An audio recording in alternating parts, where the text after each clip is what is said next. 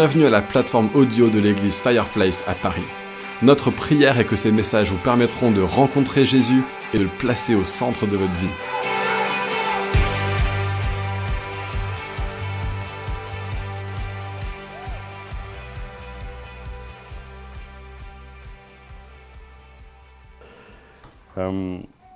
Nathan m'a demandé si ça me branchait en fait de parler sur le dernier mot qu'on a mis dans la série Créer. Donc créer des disciples, sur le mot créer. On parlait de communauté, de redevabilité, d'explosivité et d'engagement. Et moi je suis quelqu'un d'assez entier. Et donc j'ai tout de suite dit, oui, moi l'engagement c'est quelque chose qui me parle, parce que moi j'ai plutôt tendance à me lancer dans les choses sans les faire à moitié. Si je les commence, en général je cherche à les faire plutôt à fond. Et donc j'ai tout de suite réagi en disant, ouais, moi ça me parle ça. Et puis après je fais, ouh, maintenant il faut parler de la part de Dieu à Fireplace, à l'Assemblée. Et j'étais là, waouh. Bon, j'ai commencé ma réflexion. Je vais vous raconter un peu en fait. Je vais vous raconter l'histoire de cette prédication en fait. Je me suis dit, mais c'est quoi l'engagement habituellement? Qu'est-ce qu'on entend par engagement? Dans la vie courante, dans la vie de tous les jours, on parle d'engagement, mais c'est quoi l'engagement? Et sans chercher dans un dictionnaire ou sur Internet, j'ai essayé de réfléchir un peu comme ça. Différents types d'engagement. On parle d'engagement en politique, on parle d'engagement artistique, on parle d'engagement idéologique. Je remets mes lunettes parce que j'y vois rien. Ouais, bon, voilà. On parle d'engagement aussi par rapport à un prêt bancaire, par rapport à un emprunt, par rapport à un contrat. Je vous énumère sans forcément trop expliciter, voir si ça évoque des choses en vous aussi. On parle aussi d'engagement militaire, on s'engage dans l'armée ou dans la Légion. Quelquefois, je ne suis pas sûr qu'on ait forcément le choix. Notamment les légionnaires, souvent, ils ont un choix en fait, mais un choix par défaut. C'est que soit ils vont au tôle, soit ils s'engagent dans la Légion. Donc des fois, l'engagement, il est pas forcément, je dirais, choisi vraiment d'une pleine liberté. Vous voyez ce que je veux dire? Ça parle? Bon, c'était juste par rapport à la réflexion de c'est quoi l'engagement. L'engagement, on en parle aussi dans le domaine du sport. L'engagement physique d'un sportif, quand il pratique une discipline sportive qui demande, on dit, de l'engagement. Moi qui suis assez fan de sport extrême, quand on s'engage dans une piste, dans un single track, ouais, il faut un peu d'engagement parce que voilà, il faut y aller quoi.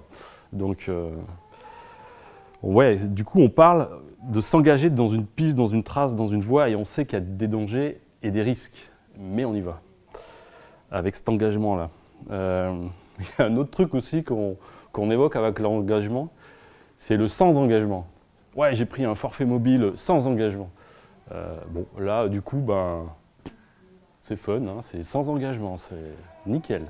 On peut à tout moment arrêter, enfin bref. On parle aussi d'engagement dans un conflit armé.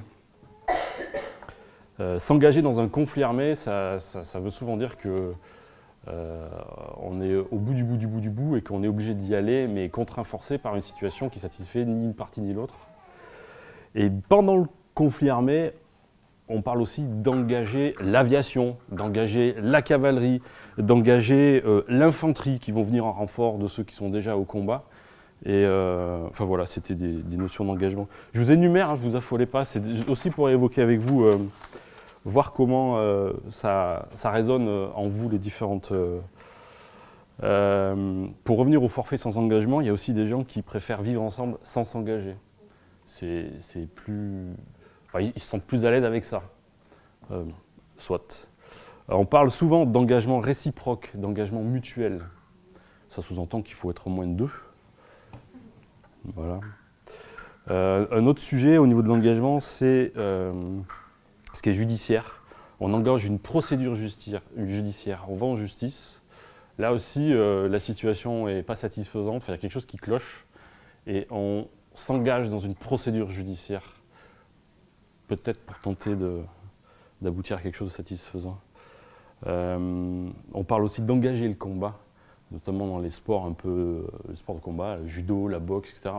Et souvent, il y en a un qui est un peu distant, et puis il y a l'autre qui va. Il engage le combat, il met le premier pas, et après, là, à partir de là, c'est parti. Je ne sais pas ce que ça fait résonner en vous, ce que vous en pensez, mais j'ai réfléchi globalement au point commun de toutes ces différentes notions d'engagement, et on se rend compte qu'il y a souvent deux parties. Il y a deux entités, deux parties, quoi, qui peuvent être opposées, alliées. Dans le cas du sportif engagé, c'est lui et lui. En fait, c'est lui contre lui. Il y a un engagement par rapport à sa propre peur, par rapport à lui-même. Dans cet engagement-là, il y a aussi un contexte, en fait. Je ne sais pas si vous avez vu ça. Soit on est dans le cas d'une alliance, on s'associe, on se met ensemble. Soit on est en opposition complète, c'est le cas du conflit armé, on est en opposition, puis on va s'engager dans le combat pour régler ça. Ça peut être aussi un contexte de compétition, où là on se tire la bourre et que le meilleur gagne, on s'engage dans un combat à plusieurs, il y a plusieurs parties et que le meilleur gagne. Contexte de conflit, contexte de justice, enfin contexte de contractuel, enfin j'ai dit tout ça. Et en fait, il y a aussi, on se rend compte, des choses qui sont partagées, communs par les deux parties. Il y a des objectifs ou des intérêts communs, même si les parties sont opposées dans l'engagement d'un combat, d'un conflit ou quoi, il y a un objectif qui est commun. C'est de remporter la victoire, ou de remporter justice, ou d'avoir gain de cause, ou enfin voilà, et je viens de dire cause, il y a une cause en fait, et des enjeux dans ça, et qui sont portés, partagés par les deux parties, ou par les parties au pluriel qui sont impliquées. Dans l'engagement, on se rend compte que, contrairement à vivre ensemble sans s'engager, ou au forfait sans engagement, je me suis rendu compte qu'il y a à chaque fois une prise de décision, une intentionnalité, une priorisation, voire une obéissance, une soumission ou un choix un peu par défaut. À un moment donné, faut y aller. Et il y a une prise de décision. Et on devient intentionnel dans l'engagement. Et ça, du coup, engendre de l'implication, de l'investissement, du renoncement. Ça, c'est que ma réflexion perso. Je ne suis même pas encore entré dans la Bible. C'est tout ce que j'ai cogité sur le sujet comme ça, quoi. Il y a des sacrifices, mais il y a aussi de la passion. Et ce que j'ai aussi remarqué, c'est que dans chaque engagement, il y a un début et une durée. Alors, la durée pouvant être déterminée ou illimitée. Quand on parle d'un CDD ou d'un CDI, c'est clair qu'il y a un engagement entre un employeur et son employé qui peut être à durée déterminée, limitée ou indéterminée, illimitée. C'était pour vous brosser un peu le tableau de ce que j'ai analysé, moi, Yvan, un peu sur c'est quoi que je perçois de ce qu'est l'engagement dans notre société aujourd'hui. Et après, je me suis dit, Seigneur, c'est de ça que tu veux que je leur parle ou c'est de ce que toi, tu veux que je leur parle? Et je me suis dit, mince, c'est bien beau toute ta cogitation là, mais elle dit quoi la Bible de l'engagement? C'est quoi la définition biblique de l'engagement? Je dis, oups. Et puis j'ai repensé à cette série où après avoir été enseigné sur être un disciple, là on est sur la partie créer des disciples. Et du coup je suis revenu sur Genèse et la création. Je suis reparti au tout début. Et en fait dans Genèse 1 et 2 on se rend compte que Dieu, après avoir créé toute sa communauté en Éden, avec un peu toute la redevabilité qu'on y voit au travers le fait que Dieu se balade le soir dans le jardin et puis vient à la rencontre de sa création. Des fois, enfin, je peux supposer que peut-être ça a échangé, ça a causé. C'est pas écrit, mais avec une mission pour sa création de multiplication, d'expansion, d'explosivité sur toute la terre. Reproduisez-vous, devenez nombreux, remplissez la terre, soumettez-la, dans Genèse 1, 28. Eh ben, on se rend compte que sa définition de l'engagement, il la met tout à la fin de Genèse 2. Au verset 24 du chapitre 2 de Genèse, je me suis demandé qu'est-ce que ça faisait là en fait. Et je crois que Dieu, dès le départ, dès la fin de Genèse 2, nous donne sa définition de l'engagement. On crée la communauté, il crée la communauté avec de la redevabilité, avec une mission de multiplication, d'explosivité, mais ça implique un engagement. Et à la fin du chapitre 2, donc verset 24, là on lit « C'est pourquoi l'homme quittera son père et sa mère, s'attachera à sa femme, et ils deviendront une seule chair. » Waouh! On parlait de communauté, de redevabilité, etc. Machin. Et là, on a l'impression qu'on parle d'une affaire entre un homme et une femme, quoi. Ce qui se passe lors du mariage dans un couple. Et on peut se poser, je me suis posé la question, mais qu'est-ce que ça fait là, Seigneur, pourquoi tu... Et je crois que c'est vraiment ce que Dieu nous donne comme définition de l'engagement. J'ai appelé ça la mission quad. Quitter, QU, s'attacher à et devenir. Et en fait, je crois que tout l'engagement dans la Bible est défini par cette mission quad. Quitter, s'attacher, devenir. Et c'est tout de suite, là, à la fin de Genèse 2, qu'on le voit et qu'on se le prend en plein... Voilà. Et je me suis dit, waouh, la mission quad. Quitter, s'attacher, devenir. Je le disais tout à l'heure, je suis un peu fan de sport extrême, notamment de tout-terrain. J'ai fait dans mon passé pas mal d'enduro-moto et de VTT un peu engagé. Et par rapport à cette mission quad, ça m'a rappelé le tout-terrain, et puis je réfléchissais, ouais, le tout-terrain. Et pareil, j'ai refait une réflexion sur c'est quoi le tout-terrain, le quad. Et en fait, je me suis rendu compte qu'en tout-terrain, en lien avec cette fameuse mission quad, le terrain peut être super glissant, rocailleux, difficile. Il y a des obstacles, il y a des risques. En fait, il faut être un peu motivé. Il y a des fois où il faut s'arrêter, s'y reprendre et recommencer. On se fatigue, on fait des efforts. Il faut aussi faire cogiter son cerveau pour savoir comment contourner, comment passer outre certains arbres qui sont plantés en plein milieu, couchés, et le chemin il continue de l'autre côté. Voilà, comment on fait. Donc, du coup, ça demande un minimum de persévérance et d'endurance. Il y a des moments où il faut faire des stops, on souffle, puis on repart. Il y a besoin de se ravitailler, ça c'est important aussi. C'est hyper important de ravitailler, de se réhydrater, de refaire le plein d'énergie. Ça demande aussi un peu de préparation, tant physique que matérielle. Et ça demande des connaissances et de l'apprentissage. Beaucoup d'apprentissage en termes de technique de pilotage, de placement. Je ne sais pas si vous avez déjà fait ça, mais sur un VTT ou sur une moto, il ne faut pas rester immobile comme ça. Il faut être mobile, il faut être vachement... Et tout ça, ça s'acquiert avec la pratique et avec le temps pour suivre la trace de manière engagée, quelquefois. Ouais, ça, c'était ma réflexion par rapport aussi au quad, au tout-terrain. Bref, on reviendra après, plus tard. Bon. C'est bien joli l'exemple du tout-terrain, mais les vrais exemples bibliques d'engagement, ils sont où? Et ils sont quoi? Et là, pareil, je suis retourné dans ma Bible et j'ai cherché, et en fait, il y en a partout. C'est gavé d'exemples d'engagement où on voit vraiment cette notion de quitter, s'attacher et devenir vraiment manifestée explicitement, quoi. Déjà, le premier que je vois, c'est Dieu en Éden. Il a quitté sa gloire pour créer les cieux, la terre, les êtres vivants, l'univers, tout. Mais il vient là, il quitte sa gloire, il s'attache à l'homme. Il s'attache à sa création. Et son objectif, c'est de devenir une vraie communauté à sa gloire, pour lui rendre gloire et une communauté à son image. Un peu plus loin, dans Genèse 6 à 8, on voit l'exemple de Noé.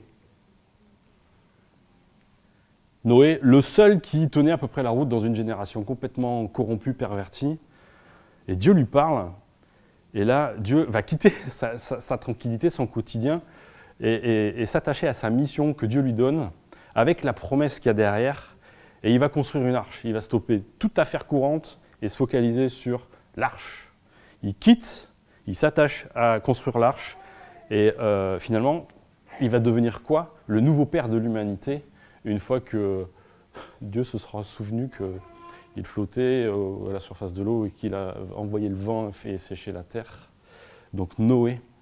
Alors Genèse 9, on voit Dieu qui se réengage par rapport à l'humanité. De nouveau Dieu qui s'engage. Il quitte son regret et sa peine, c'est écrit comme ça. Et il se réattache à l'homme Noé et à sa famille pour devenir une nouvelle communauté placée sous le sceau d'une alliance nouvelle. Et il en donne même un signe avec l'arc-en-ciel. Il quitte un peu sa colère, son regret et sa peine, et il se réattache à l'humain, à l'homme, et pour redevenir cette communauté placée sous cette alliance nouvelle. Je me répète là en fait. Genèse 12 et 15, encore une fois, quelqu'un qui s'engage, Abraham. Abraham,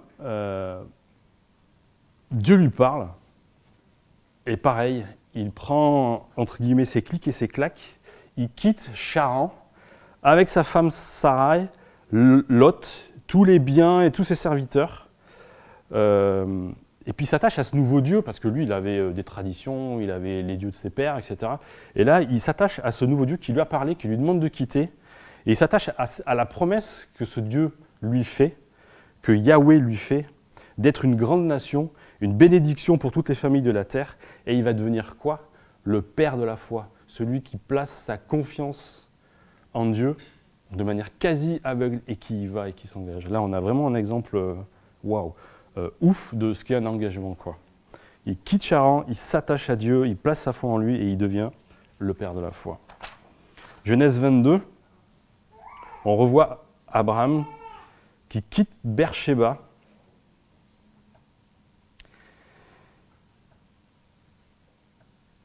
et qui monte sur la montagne de Morija pour aller faire quoi? Offrir Isaac en holocauste.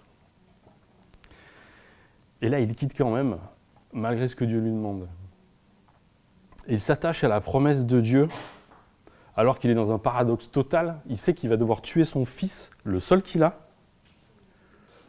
Et c'est totalement en contradiction avec le fait d'avoir une postérité, d'avoir une descendance et d'être une bénédiction pour toutes les familles de la terre.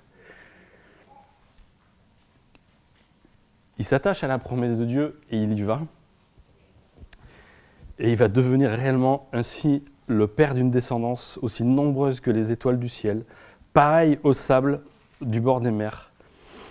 Et donc le père, encore une fois, le renouvellement de son engagement par rapport à la foi et à sa confiance totale en Dieu, le Dieu qui a pourvu à ce moment-là avec le bélier.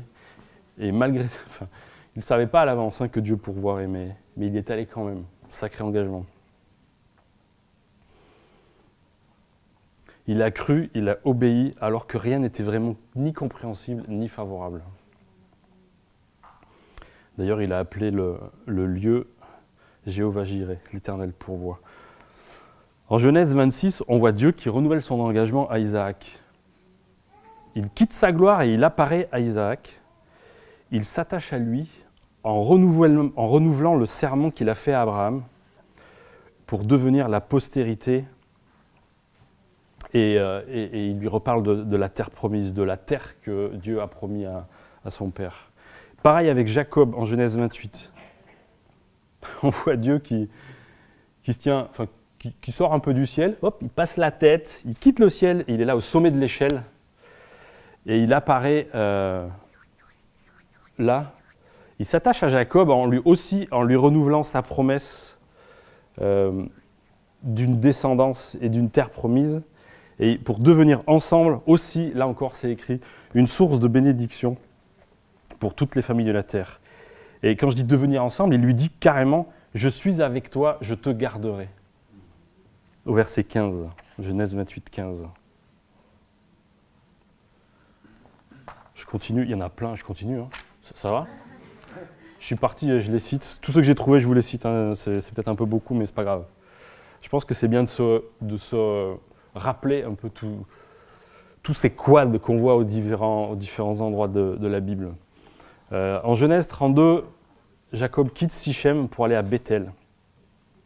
Et il s'attache à l'ordre de Dieu qui lui dit de construire un autel à son honneur pour devenir Israël, ascendant de tout un ensemble de peuples, de rois, l'héritier du pays promis.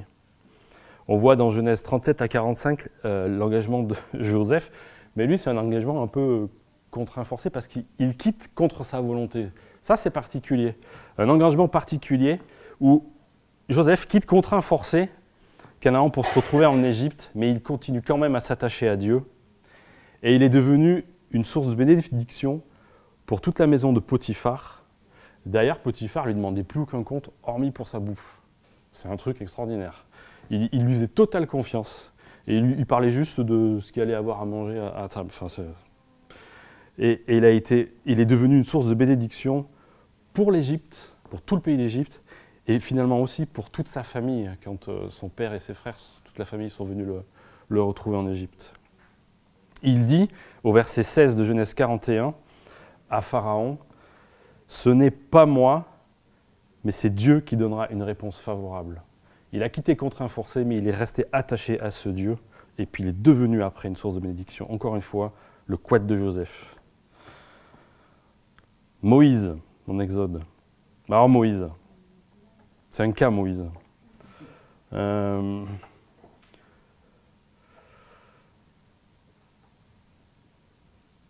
Moïse, il sort d'une famille royale, mais Moïse, il est partagé entre ses vraies origines et cette famille royale-là, et puis il veut se faire justicier un peu par lui-même, enfin, et puis ça foire complet, et il est obligé d'aller se planquer, quoi. Il part, il va se planquer au pays de Madian, et là, tranquille, il vit sa petite vie, il trouve un super beau père qui lui donne une petite femme, il a des troupeaux, enfin voilà, il est bien peinard, bien tranquille, et là, cool. Mais Moïse, il va lui arriver un truc, c'est que Dieu va se révéler à lui. Et Dieu va lui manifester finalement toute sa gloire et toute sa puissance, à tel point que on lui demande de quitter ses sandales parce que la terre sur laquelle il se trouve, elle est sainte. Il cache son visage, enfin il est là devant la sainteté de Dieu. Enfin, Dieu est là, quoi. Dieu est vraiment là. Il est confondu devant ce buisson ardent qui ne se consume pas, qui ne se réduit pas en cendres, et au milieu duquel la voix de Dieu parle. Et pour autant, Moïse il va objecter maintes et maintes fois non pas moi, je ne sais pas parler, mais qui je suis pour faire tout ce que tu me demandes, nanana, nanana. Enfin, il va objecter, il va négocier, il va titiller. Alors que Dieu est devant lui, dans toute sa gloire, le mec, il ose encore se la ramener et puis dire ouais, mais tu crois pas que, ouais, mais si, machin. Et Dieu, dans toute sa patience et son amour, va lui répondre à chaque fois avec quelque chose de... Bon, ok, mais je vais te donner un bâton. Regarde ce qui se passe avec ce bâton. Je vais te donner... Mais tu as ton frère Aaron qui cause mieux que toi. Lui, il va parler. Je vais mettre les mots dans ta bouche, je sais plus. Enfin, c'est lui qui va parler pour toi de ma part. Enfin, bref, il y a plein de solutions. Mais à la fin, plus le choix. Moïse, il va enfin arriver à son quad à lui. Il va quitter sa planquette. Il va quitter sa famille au pays de Madian pour s'attacher finalement à l'appel que Dieu lui a donné et qu'il a tenté de repousser, et revenir en Égypte. Et finalement, qu'est-ce qui va devenir l'instrument par lequel Dieu va se servir pour libérer Israël du joug de l'Égypte et l'amener à la liberté, aux frontières de la terre promise. Il y en a qui sont durs. Hein. Josué. J'aime bien Josué. Josué, il quitte les plaines de Moab, Il s'attache à l'Éternel, le Dieu de ses pères, d'Abraham, d'Isaac, Jacob, qui a promis de donner Canaan aux Israélites. Et il va devenir le chef d'Israël. Et qu'est-ce qu'il va faire? Il va vaincre 31 rois. C'est écrit, c'est décompté. Il y a tous leurs noms. Enfin ouais, Josué, moi j'aime beaucoup Josué. Il a quitté les plaines de Moab, il s'est attaché à l'Éternel, il a écouté ce que Dieu lui a transmis, il s'est attaché à ce que Dieu lui a transmis, même au travers de Moïse, et il a conduit Israël dans cette terre promise. Ils ont défoncé 31 rois et il a réparti tout le territoire entre les différentes tribus. Ouais. Un autre que je kiffe pas mal, c'est Gédéon. C'est pareil. Dans Juges 6 et 7, on voit Gédéon. Il y a un ange qui s'approche de lui, qui lui parle, et c'est pareil, c'est un peu comme Moïse. Gédéon, il va objecter, il va demander des preuves. Enfin, il va titiller, quoi. Mais finalement, il va être convaincu de quitter sa clandestinité, parce que lui aussi, il était planqué. Il flippait, en fait. Il allait battre le grain planqué la nuit, enfin bref, pour que personne ne le trouve, pour sauvegarder un petit peu des récoltes que les Madianites piquaient aux tribus d'Israël. Et il va s'attacher à Dieu et à la promesse de la victoire. Et il va devenir celui qui va détruire l'autel de Baal et vaincre l'oppresseur Madian avec seulement 300 bonhommes. Il y en avait pléthore au départ. Dieu lui a dit, on va diminuer le nombre de tes combattants là, parce qu'ils vont trouver encore le moyen de dire que c'est grâce à eux. Non, c'est grâce à moi. Et en fait, Gédéon, en faisant son quad, son quitter, s'attacher, devenir, il va être l'instrument de Dieu pour libérer le peuple d'Israël de l'oppresseur Madian avec seulement 300 bonhommes. Waouh! Je continue. 1 Samuel 17. On voit David qui quitte ses troupeaux, son petit business de berger tranquille au fin fond de la campagne. D'ailleurs, il était même un petit peu oublié de tout le monde là-bas. Et qu'est-ce qu'il va faire? Il va se rendre sur le lieu du conflit. Il va confier ses affaires au gardien du matériel. J'ai beaucoup aimé ça. Il va quitter ce qui l'embarrasse, en fait. Il va déposer ses trucs, ses bagages, ses machins. Il va confier ça au gardien du matériel. Et il s'attache à quoi? Aux victoires que Dieu lui a déjà accordées lorsqu'il était face aux bêtes sauvages. Le maître de l'univers lui a donné la possibilité de vaincre des lions, des ours, enfin différentes bêtes sauvages qui l'attaquaient, lui et son troupeau, quand il était tout seul perdu au fin fond là-bas. Et qu'est-ce qui va devenir l'instrument de Dieu pour la délivrance du peuple d'Israël par rapport aux Philistins? Et délivrer le peuple de la peur de Goliath et la peur des Philistins. Waouh! Quel engagement! Élisée aussi m'a beaucoup touché. Élisée, c'est un besogneux, c'est un paysan, il laboure. C'est même dit dans 1 roi 19 qu'il avait un attelage avec 12 paires de bœufs. 12 paires de bœufs, c'est monstrueux. Vous imaginez les gros tracteurs Mercedes, là, hyper gros, avec les roues de devant qui sont quasiment aussi grosses que les roues de derrière. Josué, c'était ce gars-là. Élisée. Élisée, c'était un gars qui conduisait un méga tracteur avec 12 paires de bœufs, un attelage, et il labourait. Le gars, il plante tout. Il quitte son travail, sa famille, et il va même, alors il va même, au moment où ça se passe, offrir un sacrifice à l'Éternel. Avec quoi? Avec son outil de travail. Il va prendre une paire de bœufs et il va offrir un sacrifice en faisant brûler l'attelage sur lequel il va mettre les bœufs en sacrifice. C'est fou. Il va complètement quitter son ancienne vie de laboureur. Il va quitter tout ça, il va s'attacher à Élie, se mettre à son service, et il va même plus vouloir le lâcher. Et il va plus vouloir le lâcher jusqu'à quoi? Devenir un prophète avec la double portion d'esprit qu'avait Élie. Sacré quad aussi, hein. Sacré engagement. Et derrière, on lit qu'il a accompli de nombreux miracles, dont la résurrection du fils de la Sunamite. Je vais aborder maintenant l'exemple ultime d'engagement, c'est l'exemple de Jésus.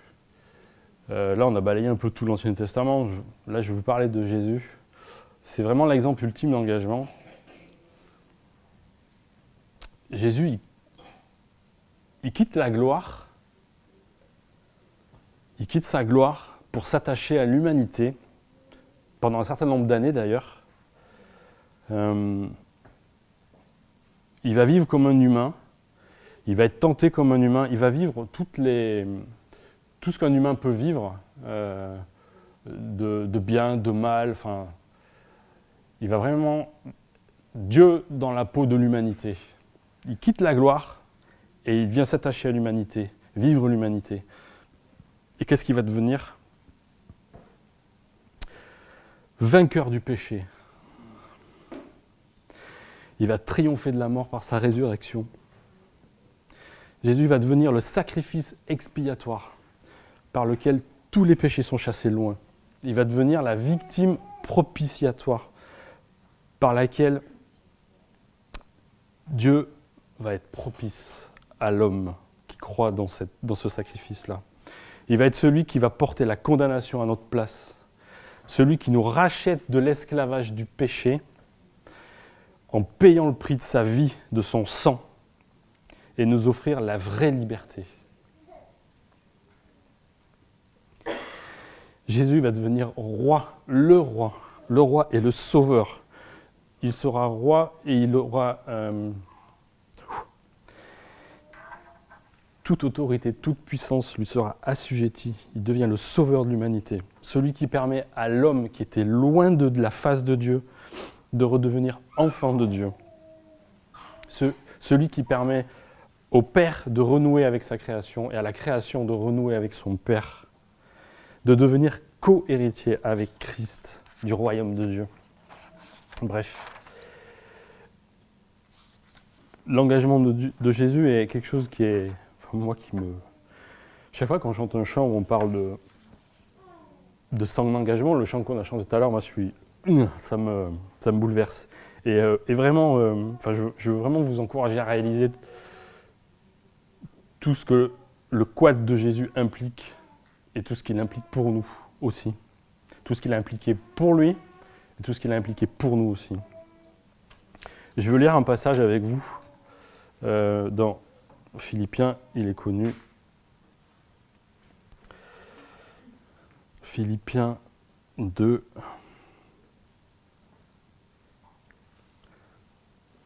« 6 à 11. Jésus, lui qui est de condition divine, il n'a pas regardé son égalité avec Dieu comme un butin à préserver. » Et là, on parle de son quitter. Il s'est dépouillé lui-même en prenant une condition de serviteur. Il est devenu serviteur, en devenant semblable aux êtres humains. Reconnu comme un simple homme, il s'est humilié lui-même en faisant preuve d'obéissance jusqu'à la mort. Même la mort odieuse, j'ai envie de rajouter, sur la croix. C'est aussi pourquoi il est devenu quoi? C'est pourquoi Dieu l'a élevé à la plus haute place et lui a donné le nom qui est au-dessus de tout nom, afin qu'au nom de Jésus, chacun plie le genou dans le ciel, sur la terre et sous la terre, et que toute langue reconnaisse que Jésus-Christ est le Seigneur, à la gloire de Dieu le Père. Là, on a le résumé du quad de Jésus. Et je vous encourage à garder ça vraiment au fond de votre cœur, ce passage-là. Le quad de Jésus, c'est aussi... et là, on revient à Genèse 2, versets 23 ou 24. Jésus quitte la gloire, s'attache à l'humanité. Vous vous rappelez, Genèse 2, 24, l'homme quittera son père et sa mère, s'attachera à sa femme et ils deviendront une seule chair. Et en fait, c'est un peu une préfiguration, ce qu'on voit là, dans ce qu'on voit avec Jésus, où on parle de l'époux. L'époux qui aime sa promise, l'Église, l'épouse du Christ. Jean parle dans l'Apocalypse des noces de l'agneau, dans Apocalypse 19, 7 à 8. Réjouissons-nous, soyons dans la joie et rendons-lui gloire, car voici venu le moment des noces de l'agneau. Et son épouse s'est préparée.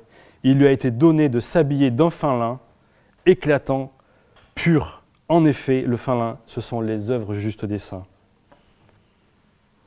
Et là, on voit vraiment la liaison entre ce premier verset qui nous parle d'engagement dans Genèse 2,24 et notre relation en tant qu'Église épouse à Jésus, l'époux, qui va revenir chercher son épouse bien-aimée et l'emmener dans un festin sans fin, dans l'éternité, où on aura l'occasion, enfin où Jésus aura l'occasion de boire à nouveau du vin avec nous. Ça me rappelle de Fanny.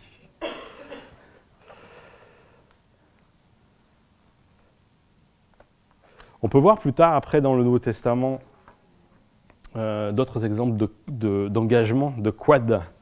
Les 12, quand Jésus se révèle à eux, c'est très bref, mais les mecs ils plantent tout. Ils ne cherchent pas à comprendre, ils plantent leur barque, leur filet, ils se lèvent et ils s'attachent à Jésus et ils vont devenir les 12 disciples qu'on connaît dans les évangiles. Il y en a un autre aussi qui est qui me parle, c'est Saul. Saul, c'est pareil, quand Jésus se révèle à lui,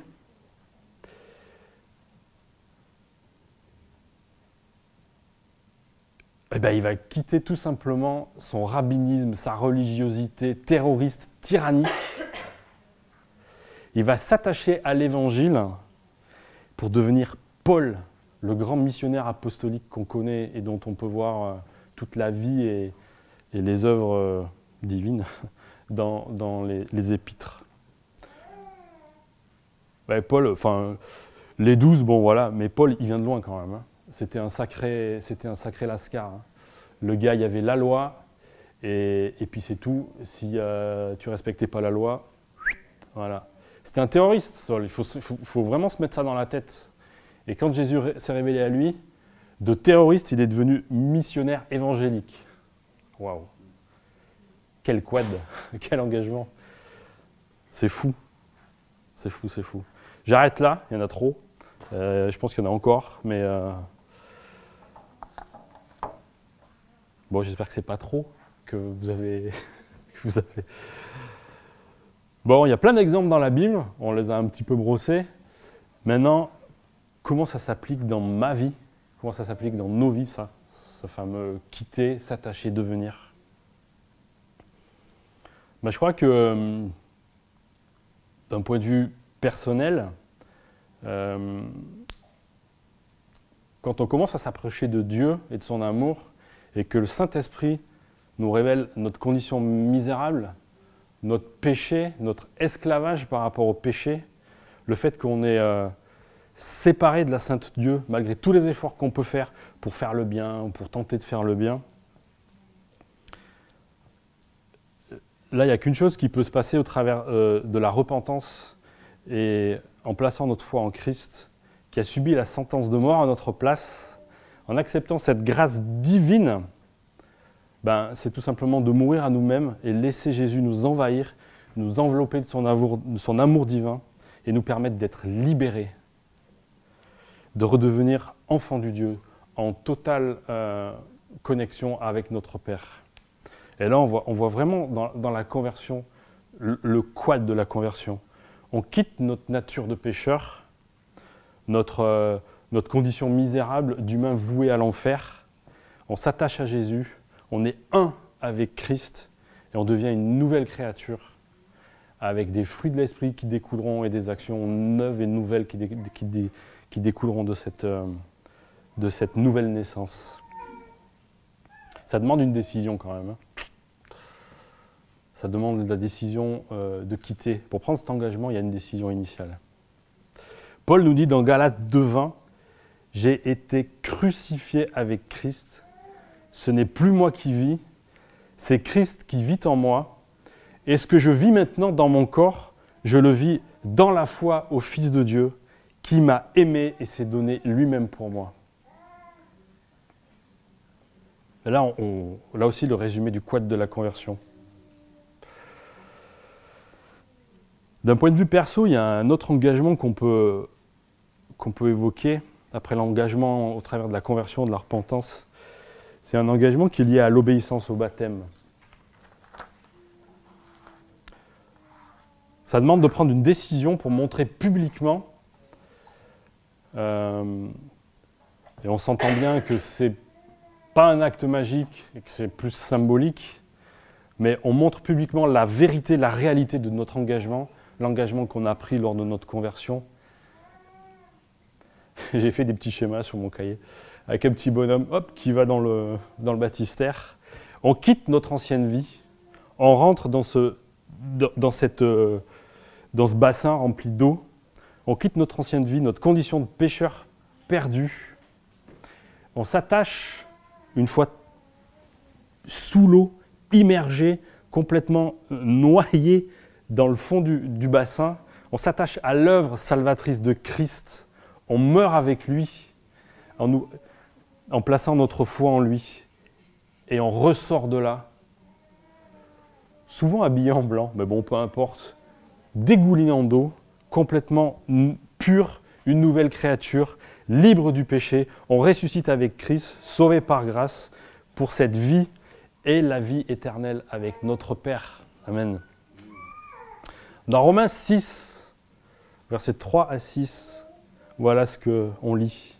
« Ignorez-vous que nous tous qui avons été baptisés en Jésus-Christ, c'est en sa mort que nous avons été baptisés. Par le baptême en sa mort, nous avons donc été ensevelis avec lui, afin que, comme Christ est ressuscité par la gloire du Père, de même, nous aussi, nous menions une vie nouvelle. En effet, si nous avons été unis à lui par une mort semblable à la sienne, nous le serons aussi par une résurrection semblable à la sienne. Nous savons que notre vieil homme a été crucifié avec lui, afin que le corps du péché soit réduit à l'impuissance et qu'ainsi nous ne soyons plus esclaves du péché. » Amen. J'ai envie de vous dire un truc à propos du baptême, même de la conversion.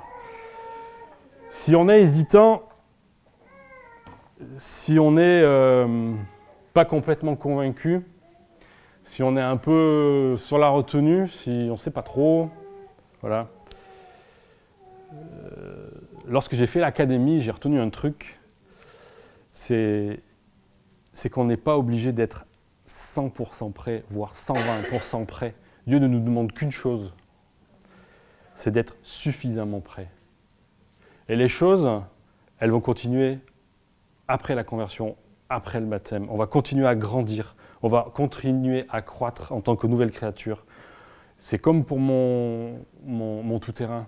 On va continuer à s'alimenter, à prendre de l'énergie dans la parole de Dieu, à prendre de l'énergie dans le Saint-Esprit. On va continuer à progresser et à devenir des super bons pilotes dans la vie chrétienne.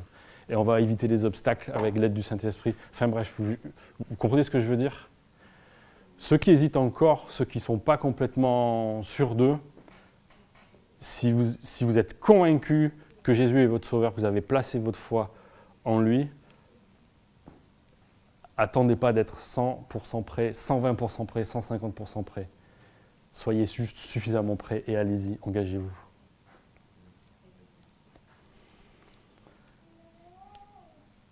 Je vais parler maintenant de l'engagement par rapport à cette fameuse communauté, par rapport à l'église locale.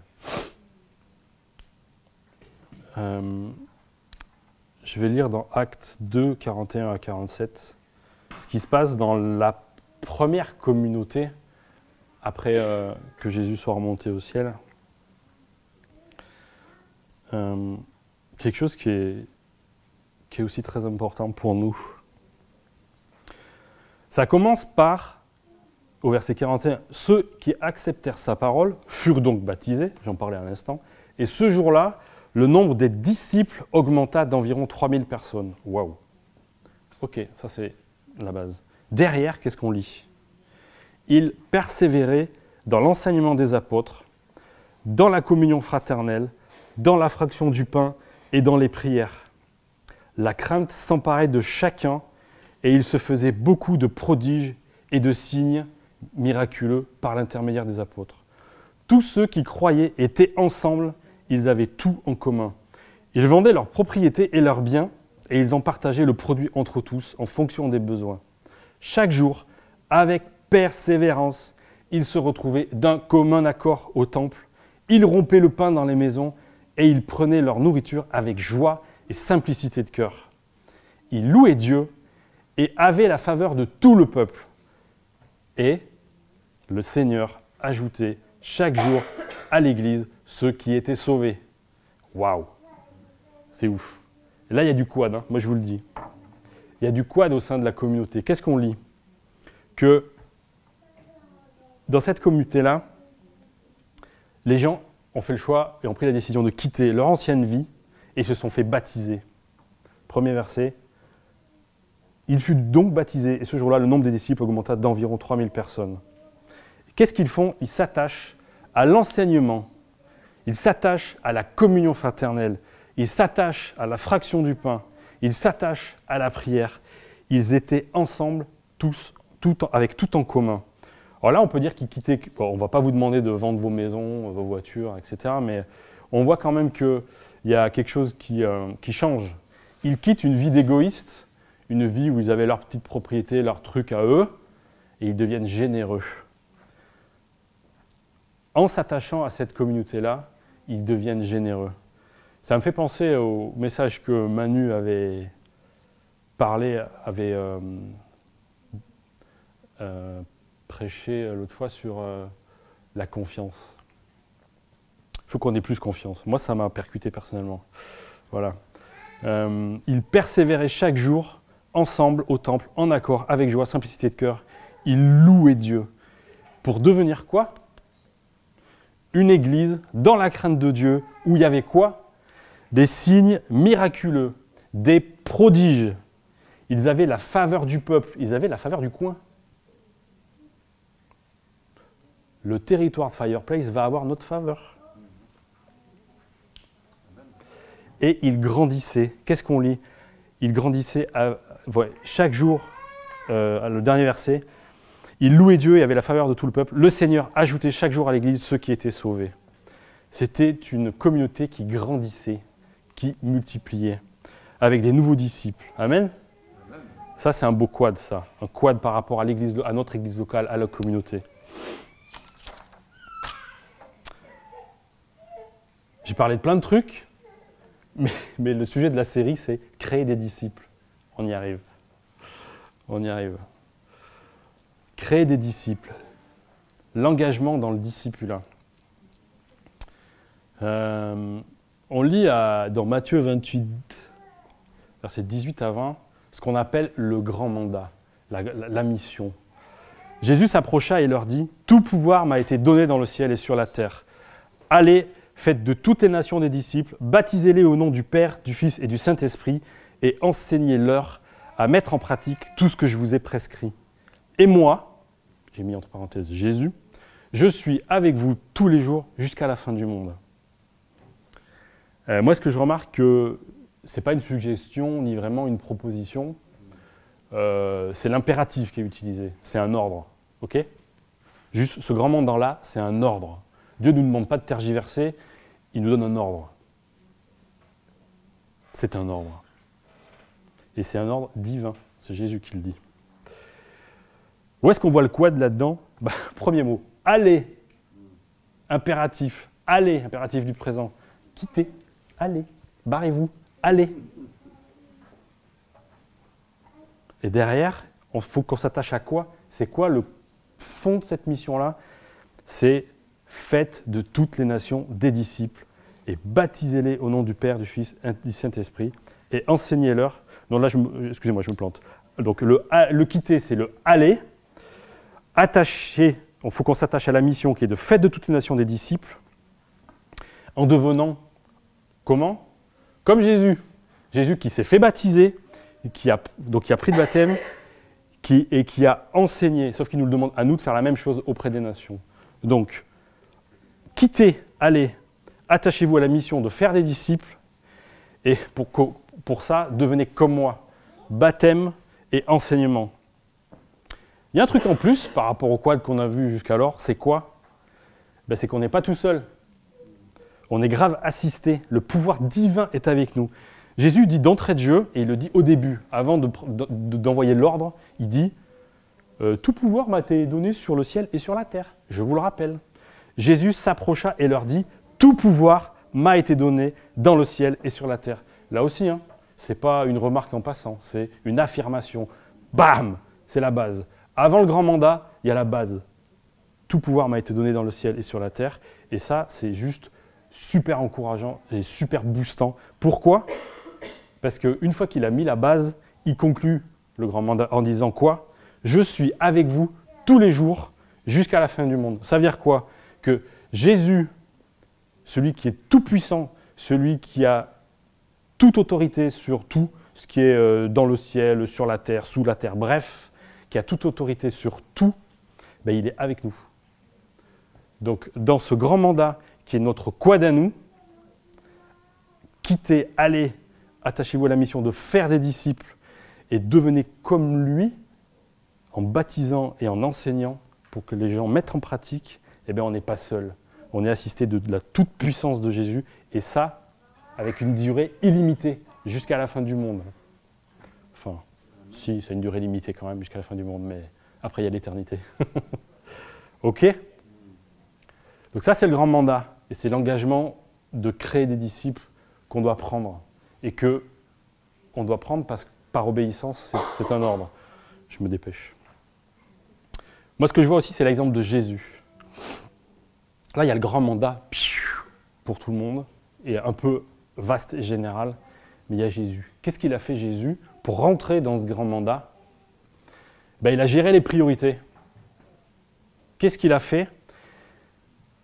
Il a quitté les grandes foules, les temples, etc.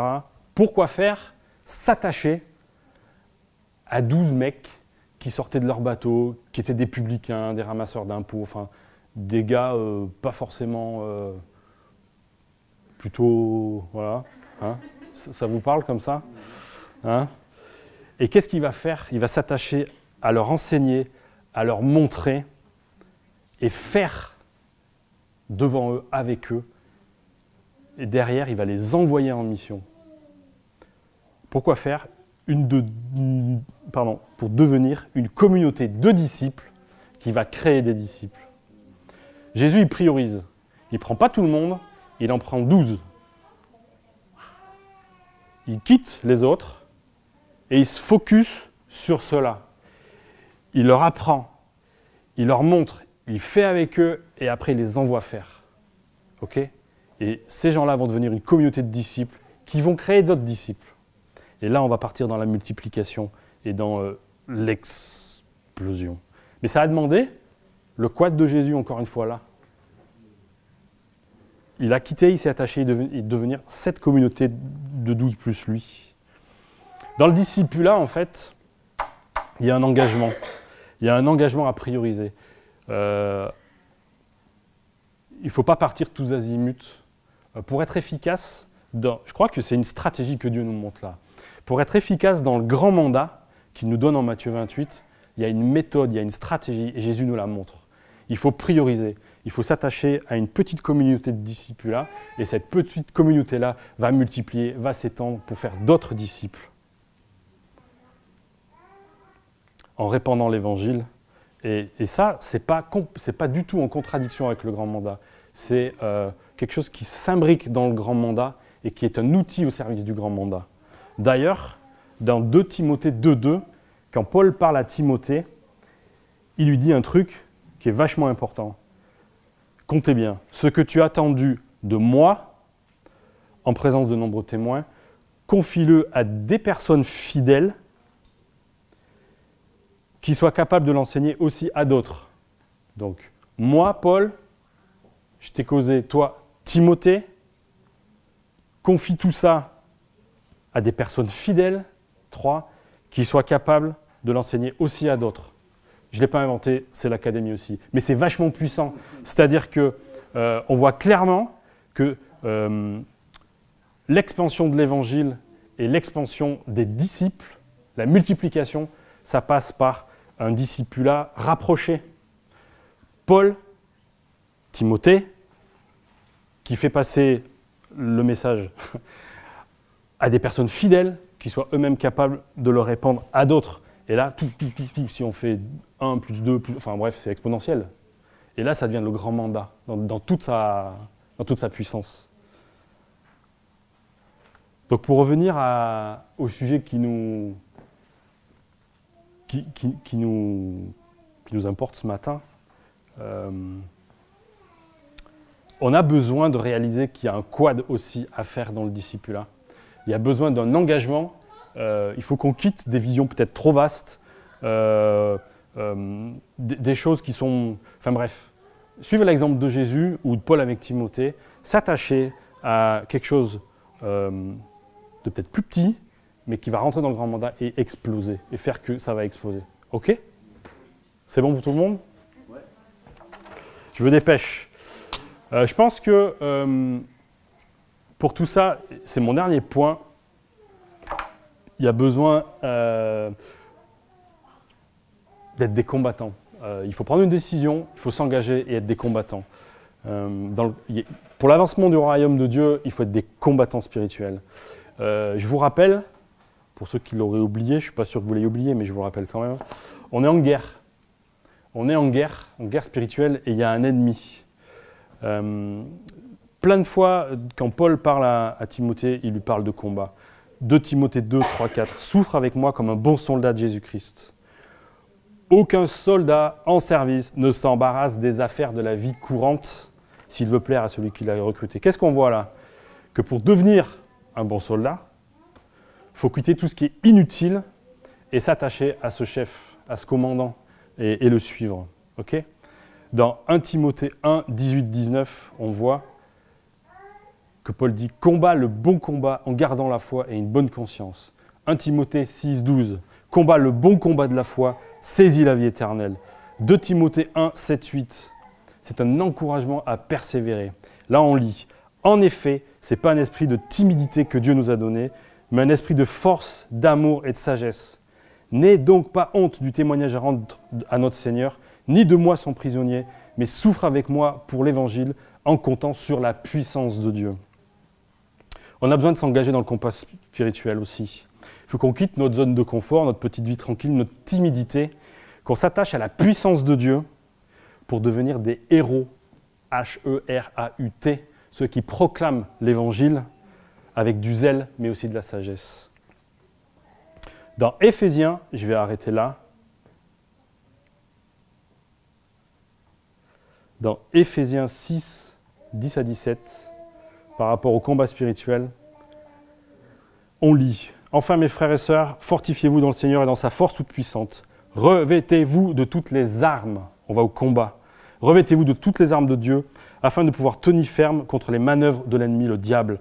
En effet, ce n'est pas contre l'homme que nous avons à lutter, mais contre les puissances, contre les autorités, contre les souverains de ce monde de ténèbres, contre les esprits du mal dans les lieux célestes. C'est pourquoi prenez toutes les armes de Dieu, afin de pouvoir résister dans le jour mauvais et tenir ferme après avoir tout surmonté. Tenez donc ferme, ayez autour de votre taille la vérité en guise de ceinture. Enfilez la cuirasse de la justice. Mettez comme chaussure à vos pieds le zèle pour annoncer l'évangile de paix. Prenez en toutes circonstances le bouclier de la foi avec lequel vous pourrez éteindre toutes les flèches enflammées du mal. Faites aussi bon accueil au casque du salut et à l'épée de l'esprit, c'est-à-dire la parole de Dieu. J'ai juste envie de vous dire, rappelons-nous qu'on a plein d'armes à notre disposition, qu'il faut s'en revêtir et engageons-nous dans le combat. Merci d'avoir suivi ce message audio enregistré à l'église Fireplace à Paris. Pour en savoir plus sur nous et nos activités, retrouvez-nous les dimanches matins, 10h30, au 78 rue de Sèvres à Paris, ou bien sur notre site internet églisefireplace.com.